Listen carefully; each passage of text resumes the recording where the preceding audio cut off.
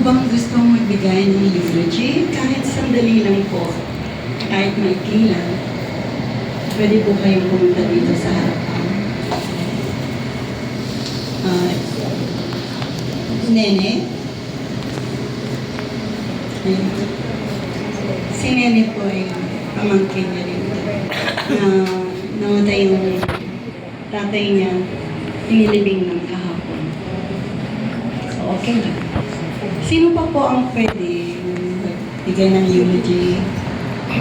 Patawagin ko po kayo isa-isa. Walang volunteer. Siguro si Sister Cecil. Kasi lagi niyang kausap si Christy. Thank you.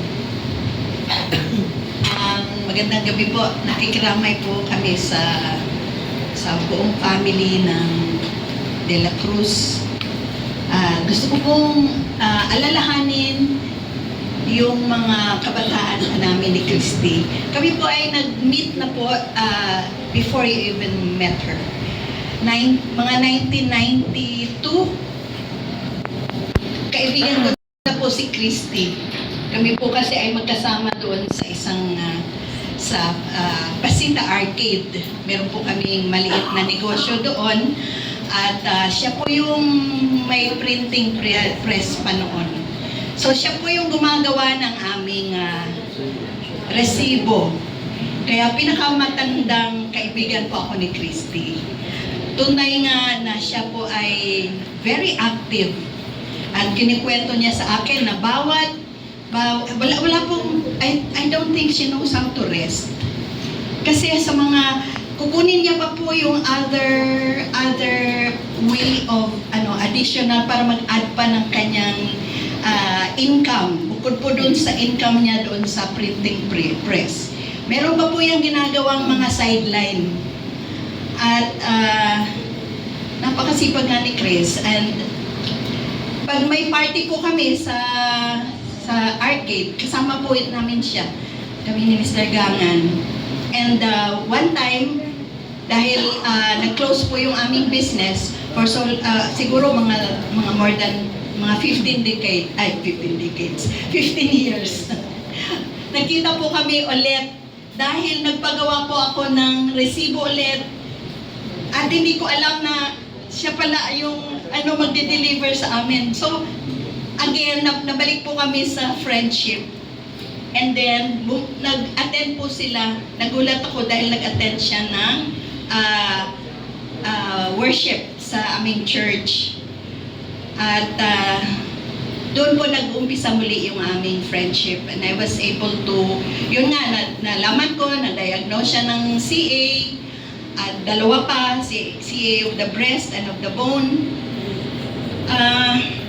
Nadalaw po siya sa tahanan nila. Ang bunga niya sa akin. Parang nag-recall ko yung mukha niya. Pagpasok ko sa kanilang tahanan, sabi niya, Ate Cecil, ayoko na, pagod na ako. Pero hindi ko yun, dinedma ko yun. Kasi ayaw kong umiyak din. At ayaw ko siyang patulan para mas mahaba pa yung aming pag-uusap. And then I was given the chance to share the gospel to Christy. And humabol nga si JV. So silang pong dalawa mag-mami ang aking na-share ng gospel that day. Purihan ng Panginoon dahil malakas pa siya noon, pero in and out na din po siya sa hospital. The last time that I saw her was on Friday ba yun? Friday no? O Thursday. Sa hospital. I went to the hospital. Sunday. So, nung alam kong na siya weak na siya Pero when I said, Chris, sabi ni Elsie, Chris, nandito si Ate Cecil, sabi niya. Tapos nung nakita niya ako, sabi niya, parang pag nakita ko si JV at saka si Christine, ganyan ang mukha nila. At saka si Tess, magkakamukha nga kayo. I praise God for the chance to really know this lady. And mas malakas pa pala siya sa akin.